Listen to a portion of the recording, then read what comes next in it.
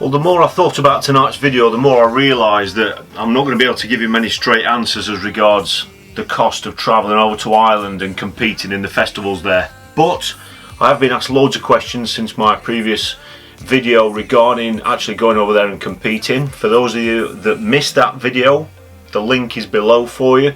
That just kind of covers what it's like and what it entails to go into a festival over in Ireland. And as promised, this video is really just to outline some of the costs that it'll cost you to go over there and compete in one of these fantastic festivals.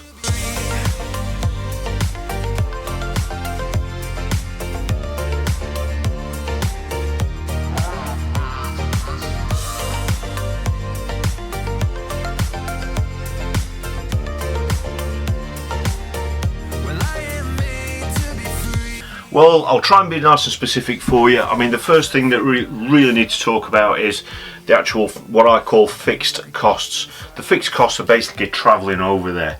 You know, where I live, for example, it's 170 miles to the ferry. That'll always be the same. Wherever I live here and wherever I want to go to Ireland, I've got to travel that distance. So you've got the cost of fuel there, the cost of the ferry. Whichever way you look at it, unless you're going to fly, which I don't really recommend because of the amount of kit that you need to fish over there, you've got to go on the ferry, so the cost of the ferry is always going to be the same. So you've got the cost of the diesel. The ferry, it depends what vehicle you're going. You're probably looking at between £200 and £300.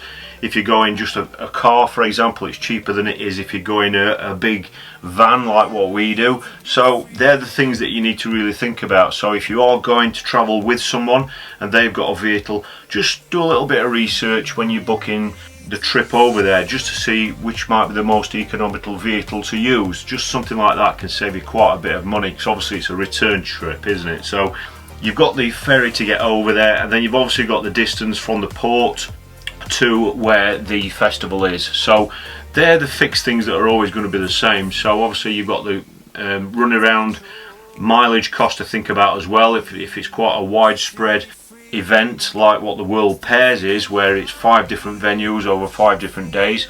And on the flip side of that, some of the festivals are on the same venue every day, so you know your mileage will be a lot lower than it will be for some of the other festivals. So that's definitely something that you really need to be thinking about.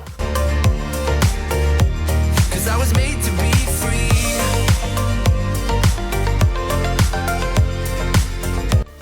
Okay, accommodation, that's obviously, it's so varied, it's unbelievable. You know, it's just like anywhere.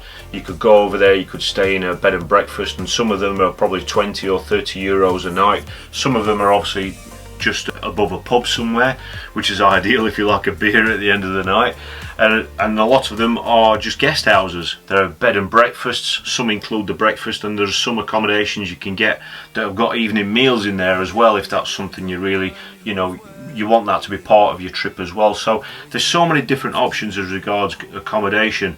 The best thing I can say about accommodation is, because you're going over there to fish, you've got to think about the security of the tackle. If you're going to be leaving some in your van or your car, or where it's going to be stored, you've got to think about how you're going to control and manage your bait. So you know, it's alright having a nice hotel room somewhere that's above a lovely nice pub somewhere, but if you've got nowhere to keep your tackle or nowhere to prepare your bait every morning, then it's not going to be a lot of use to you. So that sort of thing is very, very important. So just do a little bit of research. If it's not a place that's already recommended to you, the best thing I can say is, you know, I mean, I've always used the same operator, which is Island Travel Plus, but you could just go on Facebook or on any social media account and just ask some of the people that have been. I'm sure they can recommend some, you know, some digs that are ideal for you.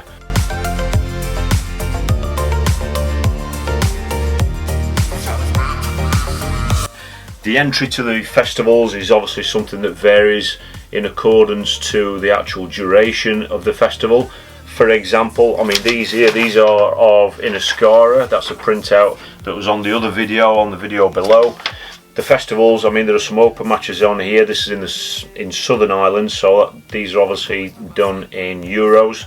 The single day open matches are 30 euros. You've got the first one on the calendar is the March Paddy's Weekend Festival, which is brilliant. I fished that one year. That's March the 17th to the 19th. It's a 3-day competition, and the entry for that is 100 euros. So you know, the entry fees really reflect the number of days within the festival. There's the Hackett Cup, which is 5 days. That's May the 21st to 25th. That's €150 to enter that competition. And then the dearest one is another 5-day competition. It's the fantastic Feeder Festival. Obviously feeder only competition in October on the 22nd. That's a 5-day competition, and that's €180. I've not been able to fish that one yet. I don't know if I'll get there again this year, but fingers crossed, I'd like to be there. So the entries do vary, and it's the same with the World Pairs. And what you'll often find is that a lot of these competitions run super pools as well for an extra 50 or 60 euros or pounds, depending on whether you're in the north or south. So there is that to obviously take into account. The great thing as regards the entry in these kind of competitions is that all these competitions are ran on weight. So the great thing with weight competitions is even if you're out of it after 2 or 3 days, you know, you can easily get back into the competition if you draw well later on in the competition. So you're never really out of it, and that's a great thing. And because a lot of these matches are structured the way that they are, you only need to draw and fish 1 day, and you could quite simply get the cost of the ferry back or whatever just in that 1 day, which is a great incentive to just go to your peg optimistic every single day.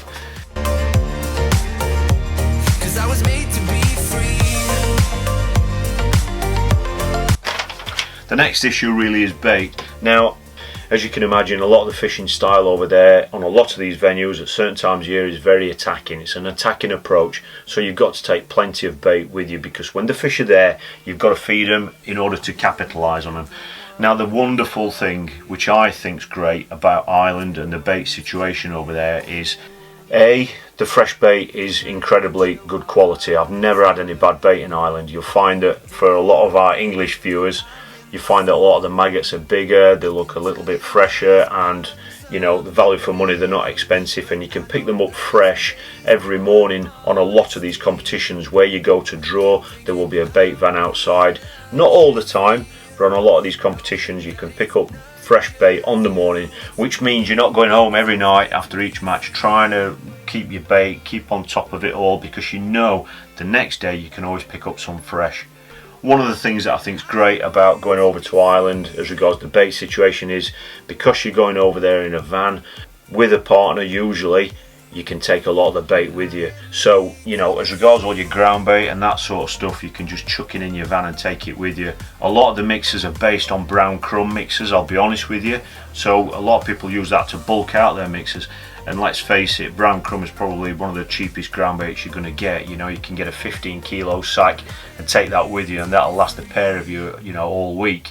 That's the same for obviously the branded ground baits as well. If you've got any favoured mixers, like I'm sure a lot of you have, you can take them with you. And obviously the next biggest issue then is worms. Worms can be fantastic in Ireland, you know, and we like to obviously take at least 1 kilo per day with us when we're going on these competitions, just to make sure you've got enough if you're drawing a pile of fish. That obviously means that you can actually take the worms with you, which is great. And what we do is we just go to our supplier or the local tackle shop, you know, depending on where you get your bait from, and you can actually say, look, we're going to need 10 or 15 or 20 kilos depending on how long you're going for.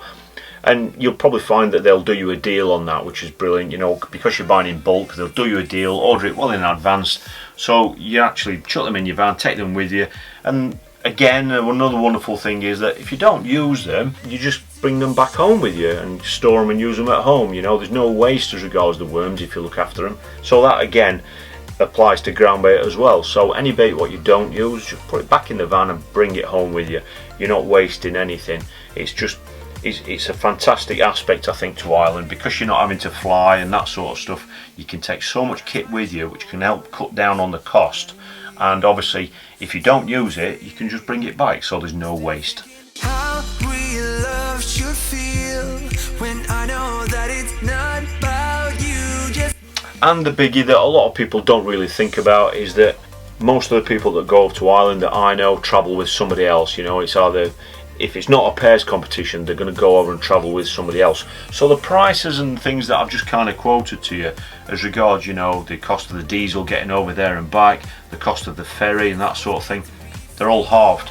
So because the cost of travelling is halved, it just makes it a hell of a lot more manageable and enjoyable, you know.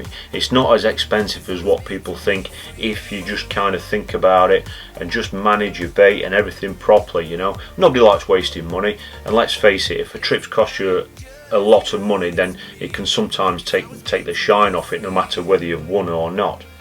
That's it really in a nutshell, you know. I can't go into specifics because there are so many different variables, but the best thing I can, you know, a bit of advice I can give to anyone is just speak to the people that have been.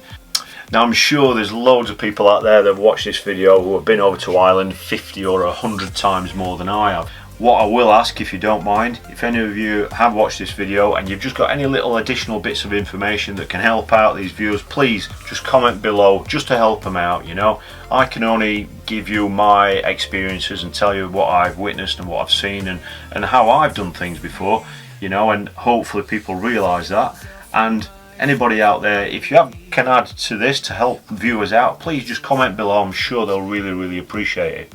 Well, that's it. This has been the 30th video of the month. I can't believe it. It's gone so quick. I hope most of you have enjoyed them. I think you have. And it's kind of become the norm a little bit, which is a little bit weird. I think the first night when there isn't one going on, I think it's going to feel a little bit strange and feel as though I'm kind of letting you down. One more video to go to complete January. That's tomorrow evening. I don't know what time it's going to be on, but it'll definitely be on. Just hit that subscribe button and you'll get a message as soon as it's uploaded. I'm not going to tell you what the topic's going to be, and hopefully you've enjoyed all the videos throughout January. Hopefully this has been of help to a lot of you that are interested in going over to Ireland again this year. Below is a link to the previous video, which was just kind of describing what it all entails end to end, and hopefully it's been of some use to a lot of you. So thanks for watching, really appreciate it, and I'll see you all tomorrow for the final and 31st video of January 2018.